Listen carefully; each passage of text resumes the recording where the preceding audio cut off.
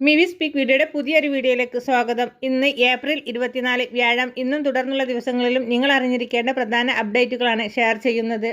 Channel ആദ്യമായി കാണുന്നവരാണെങ്കിൽ subscribe ചെയ്യുക, ലൈക്കും കൂടി ചെയ്ത് സപ്പോർട്ട് തരിക.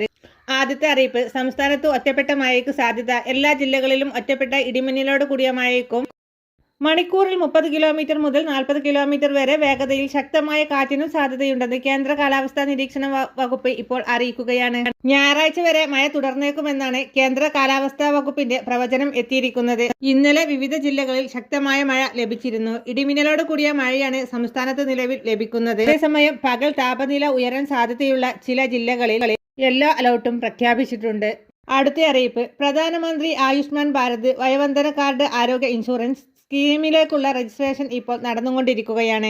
70 വയസ്സ് കഴിഞ്ഞവർക്ക് എല്ലാവർക്കും തന്നെ ഇതിലേക്ക് രജിസ്റ്റർ ചെയ്യുന്നതിന് വേണ്ടിയുള്ള അവസരമാണ് ഇപ്പോൾ ഒരുക്കിയിരിക്കുന്നത്.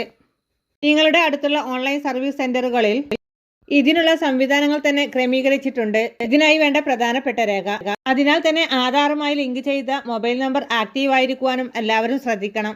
കാരണം OTP അധിഷ്ഠിതമായിട്ടുള്ള വിവിധ വെരിഫിക്കേഷനുകൾ ഇതിന്റെ ഭാഗമായിട്ടുണ്ടാകും. കാർഡ് ലഭ്യമാകുന്നവർക്ക് 5 ലക്ഷം രൂപയുടെ ചികിത്സാ സഹായമാണ് സൗജന്യമായി പദ്ധതിയിലൂടെ ലഭ്യമാകുന്നത്. ഇപ്പോൾ ഇതിന്റെ ചികിത്സാ ക്രമീകരണങ്ങൾ നിലവിൽ നമ്മുടെ സംസ്ഥാനത്ത് ഇപ്പോൾ ആരംഭിച്ചിട്ടില്ല. ഇതിന്റെ ആദ്യപടിയായി ഇപ്പോൾ ഇതിന്റെ രജിസ്ട്രേഷനും കാർഡ് വിതരണവും ഒക്കെയാണ് ആരംഭിച്ചിരിക്കുന്നത്.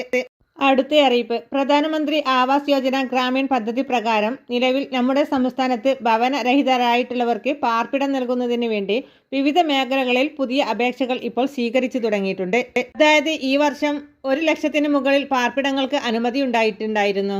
നമ്മുടെ സംസ്ഥാനത്ത് ലൈഫ് മിഷനൊക്കെ സഹകരിച്ചുകൊണ്ട് 4 ലക്ഷം രൂപ നൽകുന്ന രീതിയിൽ തന്നെയാണ് പ്രധാനമന്ത്രി ആവാസ് യോജന ഗ്രാമീൺ പദ്ധതിയും ഇപ്പോൾ നടപ്പിലാക്കുന്നത്. വിവിധ മേഖലകളിൽ ഇതിനുള്ള അപേക്ഷാ ഫോമുകളൊക്കെ ലഭ്യമാണ്. നമ്മുടെ അടുത്തുള്ള തദ്ദേശ സ്ഥാപനങ്ങൾ വഴിയൊക്കെ ഇതുമായി ബന്ധപ്പെട്ട നിർദ്ദേശങ്ങൾ വാട്സാപ്പ് വഴിയൊക്കെ എത്തുന്നുണ്ട്. പ്രത്യേകിച്ച് പഞ്ചായത്ത്, മുനിസിപ്പാലിറ്റി എന്നിവകളിൽ നിന്നും ഈ അറിയിപ്പ് ലഭിക്കുന്നവർ ബന്ധപ്പെട്ട രേഖകൾ സഹിതം കാര്യങ്ങളൊക്കെ സമർപ്പിക്കുന്നതിന് വേണ്ടി ശ്രമിക്കണം. പെൻഷൻ ലിസ്റ്റിൽ ഉൾപ്പെട്ടവർക്കും ആവാസ് യോജന സ്കീമിൽ അപേക്ഷകൾ സമർപ്പിക്കാൻ സാധിക്കുന്നതാണ്. 2000-ന്റെയും ഒക്കെ നോട്ടുകൾ നിരോധിച്ചതിനെ തുടർന്ന് നിലവിൽ രാജ്യത്ത് ഏറ്റവും മൂല്യമേറിയ നോട്ട് എന്നുള്ളത് 500 രൂപ നോട്ടുകളാണ്. ഇപ്പോൾ 500 രൂപ നോട്ടുകളിലൂടെ വന്നിരിക്കുന്ന വാർത്താ അപ്ഡേറ്റുകളാണ് വീഡിയോയിലൂടെ ഷെയർ ചെയ്യുന്നത്. ചാനൽ ആദ്യമായി കാണുന്നവരാണെങ്കിൽ സബ്സ്ക്രൈബ് ചെയ്യുക, ലൈക്കും കൂടി ചെയ്ത് സപ്പോർട്ട് തരിക. നിലവിലെ 500 രൂപ നോട്ടുകൾക്കൊപ്പം പുതുതായി വിപണിയിൽ 500 രൂപ നോട്ടുകൾ പ്രചരിച്ചതിനെ തുടർന്ന് ആഭ്യന്തര മന്ത്രാലയം രാജ്യം വ്യാപകമായി ഹൈ അലർട്ട് പ്രഖ്യാപിച്ചിരിക്കുകയാണ്. Directorate of revenue intelligence, financial intelligence unit, central bureau of investigation, national investigation agency, security and exchange board of India തുടങ്ങിയ സുപ്രധാന സാമ്പത്തിക ഏജൻസികൾക്ക് ഇത് സംബന്ധിച്ച് മുന്നറിയിപ്പ് നൽകിയിട്ടുണ്ട്. ഈ വ്യാജ നോട്ടുകൾ യഥാർത്ഥ നോട്ടുകളുമായി വളരെയധികം സാമ്യമുള്ളതാണെന്നും മന്ത്രാലയം മുന്നറിയിപ്പ് നൽകുന്നു. വ്യാജ 500 രൂപ നോട്ടുകൾ കാഴ്ചയിലും ഗുണമേന്മയിലും ഒറിജിനൽ നോട്ടുകളോട് ഏറെക്കുറെ സാമ്യമുള്ളതിനാൽ സാധാരണക്കാർക്ക് പെട്ടെന്ന് തിരിച്ചറിയാൻ പ്രയാസമാണ്. തിരക്കിട്ട നോട്ടുകളുടെ ഇടപാടുകളിൽ നോട്ടുകളുടെ ആധികാരികത ശ്രദ്ധിക്കാതെ പോകുമ്പോൾ ഇവ കണ്ടെത്താൻ കൂടുതൽ ബുദ്ധിമുട്ടാണ്. എന്നാൽ ഈ വ്യാജ നോട്ടുകളിൽ ചെറിയ തെറ്റ് കണ്ടെത്തിയിട്ടുണ്ട്.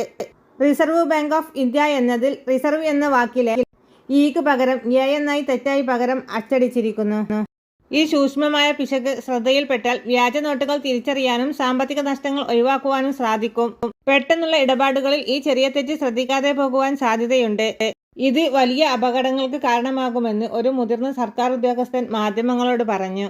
വ്യാജ നോട്ടുകൾ വലിയ തോതിൽ പ്രചരിക്കാൻ സാധ്യതയുണ്ട് എന്നുള്ള വിലയിരുത്തലിന്റെ അടിസ്ഥാനത്തിൽ ധനകാര്യ സ്ഥാപനങ്ങൾ, ബാങ്കുകൾ, മറ്റ് അനുബന്ധ ഏജൻസികൾ എന്നിവയ്ക്ക് ആഭ്യന്തര മന്ത്രാലയം അതീവ ജാഗ്രതാ നിർദ്ദേശം നൽകിയിട്ടുണ്ട്.